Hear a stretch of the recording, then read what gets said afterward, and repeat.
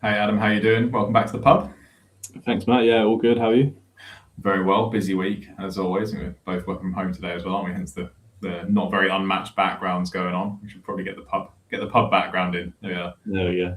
much better, much better. So we've got some updates today, haven't we? That we're going to talk about. We're going to talk about three key ones, which are all really exciting, and then we're going to kind of rattle off a few other ones that kind of like pique our interest, and then go from there. So first one we're going to talk about is buying group. So this update I brought up is going to bring it up on screen. It's saying about to Service Hub, but it's also available in Sales Hub, right? Do you want to go through what it is?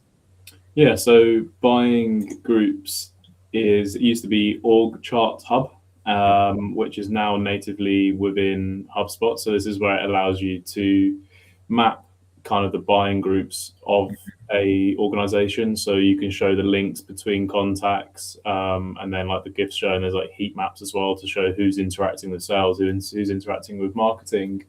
Yeah. And yeah, I think it's like officially been launched now because I know we've looked at this before, but yeah, there's a new beta that's available. We have a Sales Hub Pro and Service Hub Pro. Enterprise. Um, my one is saying, Are you getting? Are you getting? yeah, I'm on a different one that just says buying groups, and this was yesterday. Excellent. This is our fully enterprise demo portal. It was released yesterday. You said. Yeah, the 19th, and it literally just says buying groups. I don't know why it didn't come up in your search. Excellent. So as you can see, this is the least smooth start that we've had to one of these pubs. But look, it still does the same thing. But yours is saying pro. Yeah, let me see if I can get involved here. Yeah, yeah. Look, let's rewind. But so yours is saying pro. Yeah, so I've got buying groups here.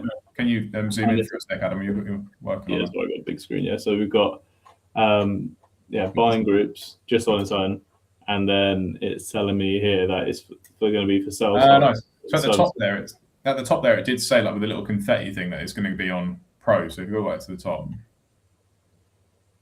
yeah, force out. Yeah, that must be the update then. That it's now available for pro. Fine. Okay. Well, my demo account is different to your account, it seems, even though they use the same account. We're in the same account. Who knows? Anyway, who cares? But this is really awesome update. So it allows us to map out what it says on the tin, like buying groups, those org charts, right? And it's more than just a buying group, really, isn't it? It's kind of like a penetration into the company. Like it's more like I see it as more like a target accounts, like tiered accounts tool that you're really like wanting to go into detail with your key massive customers that you might be working with. And as you said, like the heat maps are really showing you the interaction that you're having in different areas, right? Like, so you could be having awesome sales interaction in, I don't know, with an executive level person. So I'm talking like a junior tour person, but actually you're having no engagement with the actual decision maker, and it kind of visualizes that for you, right? Particularly helpful for big organizations, I think, where if you've got everything organized in this chart into like sections or in a nice format, it's going to really help you see that. Yeah, and I think like the term buying group is a bit of an understatement in terms of it does offer so much more than that. Like you say, that being able to see the penetration of where you're kind of communicating is so much more than just grouping contacts together. I hadn't used. I don't know if you'd used. I hadn't used Org Chart Hub before. I have. It's just. Is it just on? Can you only do it on contacts, or if you had multiple companies associated to a company, can you map those out? I don't know the answer to that one. I'll have to take a look at that because that could be interesting as well. Yeah, it's just in the contacts. Yeah, it does say in this demo, on the beta that I'm looking at, it does say that you can, which is really nice, that you can actually have buying groups onto companies' contacts and deals. So obviously deals being super important, but for that deal itself, what it would look like on a contact, I don't really know. Like because the contact's not really in a group, right? I'd see it as more of like a company and a deal thing, maybe tickets as well, which is why it's available for Service Hub, which is what mine shows. But yeah, I think overall that's pretty helpful as a tool. But I used this back when it was not a part of HubSpot, and it's really slick. To be honest, it doesn't look like they've changed like a crazy amount, like in terms of the actual core functionality. But what they've done is they've definitely added in how easy it is to plug in. Like you can put it in different areas, like yeah, everything's just really nice. So yeah, previously available to also Sales Hub, it's now on Service Hub, but then you've got one that's today that says Pro. So happy days. We're a Pro customer, so I'm very much looking forward to using that on our portal as well. Yeah, really good stuff. So whilst I just flip onto the next one we're going to talk about, which is probably the update of the week, I guess. We should do a feature with like a little jingle or something, Adam. But like update of the week. Yeah, like jazz hands and like confetti and stuff, right? But it's the campaigns update. Do you want to just highlight what that is? Yeah, this is like you say, my favorite update of the week, and this is that you can now associate contacts, deals, and tickets with a campaign, whereas previously, like deal information in terms of the ROI of the campaign would be kind of HubSpot magic and in associating based off of a contacts activity and a deal within the same period. Whereas now you can actually dictate, I want to put these contacts, associate them to this campaign, and these deals to this campaign, and these tickets if you need to this campaign. So yeah, a mega update. Yeah, this is the best one like that we've had in a while, right? And that's saying something because there's been over 200 updates so far in 2026 already. But this is by far the highlight, I think, of anything, and especially for marketing teams and anyone who's trying to prove ROI in the HubSpot platform. So the bit up, this is why it's got this little blue bar and it says updated yesterday or today. That we've got deals and tickets can now be associated to campaigns via workflows. Because beforehand, I was like, looked at it, I was like, that's really helpful, but if I can't do it via workflow, like it's just more admin, right? So now they've added the ability to add it into with a workflow. I guess this is where you still need those kind of like UTMs, the hidden fields, that kind of source categorization in the background, because how else are you going to trigger that workflow to actually do the association for you, right? I think that's the piece that's still, is a good thing, but it does require like a RevOps style person, someone with that thinking to go, how do I get these to join, right? How do I actually get that deal to go, yep, that's part of that campaign?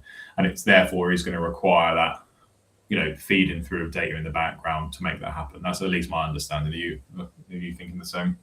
Yeah, exactly that. Like to make it scalable, it's important to have those properties set up to then be able to run it like in the background. But I think that view there that you just went past, where you can now see campaigns on a contact level, like as a card association on the right, that's gonna be so useful for like even like salespeople, just to be able to see at a glance, okay, what campaigns have they been interacting with from marketing, without previously it wasn't as easy to see that. Yeah, absolutely. So these are association labels, are they? The little tags on here. I'm assuming so. Yeah, because I was thinking that we will create properties on custom properties on campaigns of like campaign type and have like webinars and that type of stuff as a custom property. Yeah. But that looks to me like it is an association label, is it? Great. Yeah. Great. That's much. Yeah, and then you can filter and sort by the association label as well. So then, if you want to see all the webinar activity, for example. Yeah, really cool. Yeah, that is really, really nice. I'd love it so that this expands a little bit in the future. So you could have like the date that event was, or that type of stuff. The date they became associated with it potentially would be awesome. But I'm just now, I'm not being picky, but that would be really, really nice. So yeah, this is going to be brilliant for like reporting and stuff as well, right? So you can say, give us everyone who's been influenced by this campaign or attach this campaign. What does that actually lead to in terms of deal revenue? Do some comparisons as well. Some really good stuff. You can see here the auto feature. That will be a workflow action, and the deal ones are going to look exactly the same as that, I imagine. So, and then you've got some attribution settings here in Marketing Hub Enterprise. So, allows you to kind of actually use the attribution settings for events. They're all triggered in here as well. So, for campaigns, sorry. Yeah. Cool. Really, really good update. Looking forward to using it in the wild. Have you managed to use it yet? Or I think we've got one particular client that's quite excited by it, haven't we? Yeah, we haven't put it in place yet, but we're putting plans in place to put it in place. So very nice, very nice. Well, looking forward to seeing that in the wild. Maybe we can get some like a little slide deck or something like that to show how it all works, which would be awesome. So next on our kind of like highlighted kind of updates that we've decided to pick out. So we've had buying groups already. We've had the campaign one, which is awesome. And next one is kind of like an admin kind of nerdy one on the workflows, right? Yes. So let's bring that up. I can grab it if you will. So prior revisions, and then we've also got property data restore as well, which was probably worth highlighting in the same sort of thread, right? Yeah, so I would have paid to have had this feature when I was within my first, say, 6 months of using HubSpot, and I had a massive workflow. You needed to delete one branch, deleted the wrong side, it all disappears, and then you could see the revision history of, this is what you had before, but you couldn't actually revert to it. You had to rebuild it all. So no way to put it back. Yeah, that's absolutely so, this especially is a blessing. Especially if someone goes and tweaks it and you want to put it back, but there's not, when it says here action done, it never tells you what actions, right? It doesn't tell you what actions have been changed. People could have tweaked loads of stuff across all of the different branches, properties, edit records, all that stuff, and then you'd have to go hunting for those, right? So now it's just revert back and crack on.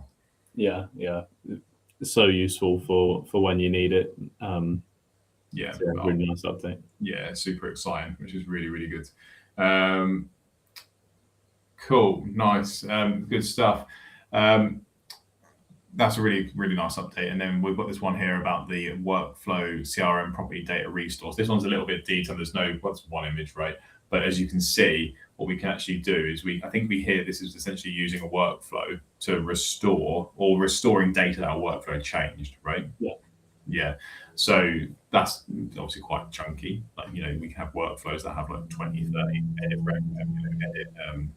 record actions in, and as a result, can take bloody ages to revert them back. So this allows you to do that and say, actually, let's revert back any changes that workflows made between these times and crack on. Yeah, really, really strong. Cool. Do you want to highlight another update, Adam, that we can talk about today? So there's been 20 yesterday, didn't we? Yeah, there's been a few small ones which are quite nice. Where for something I was working on yesterday, actually, where you can now improve the user view, and you can also now import teams. So there's going to be a template spreadsheet where you can then map all your users into a team and then import it in. Whereas as of yesterday, you would manually have to kind of change everybody's team. So that's quite a nice one. Yeah, and that's available on the pro and enterprise levels, which is good. So nice. That's going to go across everybody, right? Pretty much anyone using HubSpot at scale. Oh, that's a really, really nice update. We don't use Notion, but there's a new Notion integration. So it's a new data sync app for Notion. What it does, I don't know, but it's a two-way sync, and you can also use Notion as a data source in Data Studio. So again, if you're a Notion user, that is also quite a nice update. So you need obviously a Notion subscription for that, and also some Data Hub, Data Hub tools there as well. Interesting one. Yeah.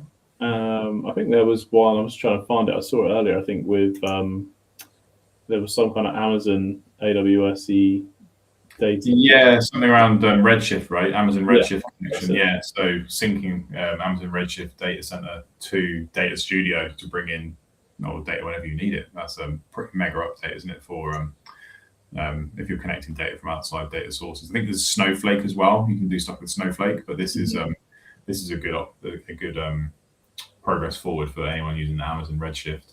Yeah, the toolbar in Gmail was another. We did talk about that on our pre-chat, didn't we? I think this is a really good one if you're using Gmail. You don't always want templates at the start. You might not want meetings, and I don't want tasks there. I can tell you that for free. So there's a new configure button, and as you can do in HubSpot with the kind of the buttons on the left-hand side of the record, you can now do that on the in the Gmail toolbar. So that's really, really good. So bring sequences right up there, I reckon, documents up there, and then meetings, and probably delete everything else. Keeps it nice and slick. Absolutely. And another good one, flicking back to kind of users, is the permission sets and seats have now been decoupled. So you can assign a permission set that may include a seat feature to somebody without a seat, and it will give them everything it can without giving them, obviously, stuff that they can't access with a seat. So it just makes admin's life a little bit easier. Yeah, so many times that we've had to do that where you want to assign every permission but this. So for one of our clients, we have permission set 1A and then permission set 1A with a paid seat. They're now going to be the same thing, right? Pretty much. Yeah. So it really trims that down, which is really nice. There's been a few little things I've seen across the portal lately that aren't actually in the updates, but obviously you probably spotted it ages ago, but the little search icon that's now on the right hand sidebar, and like you can search your deals or you can filter your deals and sort your deals like right within the card. Like I don't think that was ever mentioned in an update, but yeah, it's absolutely mega. You've been using that this morning. It's been a really bloody useful, basically, is what I'm saying. Also thought this was interesting. Again, we're in the UK, so this isn't really relevant to us, but essentially HubSpot making some very specific changes just for the US Department of Defense. Like, I love how that's just in there as an update available to everyone. Like, you'd think it'd just be saying, hey, well, yeah. I guess it's a nice thing to know, if it's safe enough for the US Department of Defense, from a security perspective, that's a nice promotion. Yeah, that's true. That's very true. Yeah, I do see that. I didn't even know this was an issue, to be honest, but the custom reports included in email shares with attachments. I'd never spotted that custom reports didn't come across in email attachments, in like the slide decks and the PDFs and stuff, but apparently now they do. I never thought that was a thing. Surely there was more uproar before that. Yeah, I was trying to understand what that, because I would assume the email. So in the email, it's fine. In the email, it's fine. It's the attachments on that email, because you can like attach like a PDF or a PowerPoint or anything like that to your scheduled emails. Apparently, they never included. How mad is that? I thought there'd be way more like buzz around that not being a thing. But anyway, that was maybe just a quiet thing that they've snuck in, which is cool. And a final one kind of on like the AI, which I'm just going to pick out, and then if you have any others, then we'll pick out. But this is really good. Like, you can actually like add and edit workflow actions with Breeze, with the Breeze assistant now. So maybe we'll be out of a job soon. But what you can do is when you're actually in your workflow builder, bring the Breeze assistant up and say what you need, right? So which I think is pretty helpful, because just to finish on that point is like, I've been using this new tool, which I'm obsessed with, which allows me to voice dictate into any app. So I can voice dictate into Breeze Assistant in the workflow and probably save myself a load of time. If it's doing branches, for example, create these branch groups, crack on. I think that's probably a good thing overall. But what I'm worried for is that someone who hasn't got a blooming clue how to create a workflow gets carried away with Breeze actions and starts making a mess. But maybe it's an overall net positive. I don't know. What do you think? Yeah, I think the latter will probably keep us in a job, but the prior, I have used it for exactly that with branch splits, where I had a property where I needed a branch basically for each option off the drop down, and it just did it immediately, and it did save me a few minutes. So I'm just glad that property thing's gone. Create property with AI box is gone, because that was the bane of my life. Although now, I mean, not to grumble, but now I would rather the old one where you can make all those changes. Now you have to click another button to go into, if you want to say like load options from somewhere else, like they've scripted it back, which is nice in some aspects, but then, I mean, if I was in control of, which I'm not luckily, but if I was in, the classic, if I was Prime Minister type of thing, if I was in the HubSpot product manager kind of, what we're going to work on, like I wouldn't be putting the resources into amending that, because it was fine as it was. Like, I don't know, is it worth having dedicated time being spent on that? I don't know, but maybe I'm not seeing the bigger picture with it, or maybe I'm having a groan on a Friday. But that was my view. I just didn't see the value in making those changes, because it's been changed like 3 or 4 times, and then the net outcome is that you can still create a property, right? But anyway, they're still cooking, right, on all these other updates. You can't have 200 updates in a year so far, so let's not moan too much. There's some good stuff happening here. So any last ones you want to call out, Adam? There was that one where you can now kind of have Loom within HubSpot. This is another one that I'm actually going to have a mini groan about, right? Absolutely. This isn't that one. Sorry, I've clicked on the wrong one. But you said create video, right? Yeah. I don't know what it's called. But I just saw it. I know it came out this week. I saw it and I was buzzing. I messaged you. I was like, "Oh, this is really cool." And then I scrolled down. It's like, "Oh, it's in Content Hub." Yeah, I think it's brilliant. Like, fantastic. Looks really good. Like, has a little pop-up window. It's easy. Record the screen. Great. Going to replace Loom and other tools like that very quickly, no doubt. But you're absolutely right. Like, as a content marketer, you're not going to do that. Why are you going to do that? No one's going to do that. It needs to be set in Sales Hub. Like, I get why it's a video and therefore it's in Content Hub because that's where video is, but all the other tools are marketed to salespeople. I just don't see that. I don't see anyone creating social content, product demos, sales videos that are going to do it in Content Hub. It just doesn't make sense. A lot of the feedback on LinkedIn is like, put this in the Chrome extension and it'd be amazing. Yeah, that's a great shout. Yeah, it just is a slightly restrictive with it being in Content Hub. I do get it in terms of like, yeah, you could get a product expert to do a recording and promote it on your LinkedIn or whatever, but a massive part of that would also be for a salesperson just to be able to quickly show a feature of your product or whatever they need to do, and then get that sent out into a prospect. But a salesperson's not coming into content, going to video and recording a video. It's just not going to happen. But interesting though, the capability to like rewind like 3-4 years ago. You wouldn't even think HubSpot would ever plan on doing this type of stuff, would you? No, it's another strong bow to the arrow, if you like. There's been a lot of updates with video, so and I think it's really important as well to have that. I think video will become more important as AI gets bigger, because that's almost the only way you know if something's authentic. Pretty much, yeah. I mean, even the AI video is getting pretty good, but I'm very much on the side, I'm sure you are as well, that human video is always going to be better. Yeah, absolutely. I think the value of that will just keep going up. Yeah, I think that's maybe the investments that are being made there, to be fair. So yeah, all for this update just needs to be in the Chrome extension or in Sales Hub. I just don't see it in Content Hub personally. But yeah, interesting feature. Because if you were selling Sales Hub right now, you say, oh yeah, and you can record video in HubSpot, but you need Content Hub for that. Everyone will go, what? No, like, makes no sense. So I'm keen for that to change. But overall, I will be giving it a go. So yeah, it sounds really, really good. Well, different sort of pub. I think we danced around it. We had a bit of a hiccup at the start, didn't we, there? But with the whole different betas shown in different portals, all good fun and games. But really exciting that we've got buying groups coming to Pro, and obviously the campaign thing as well, which is good. And enough in there for admins to kind of nerd out with all those changes as well. Absolutely, yeah. Really good week of updates. Yeah, 100%. Cool. We'll see you next Friday for another episode of Pub. Indeed. See you then. Cheers. Bye.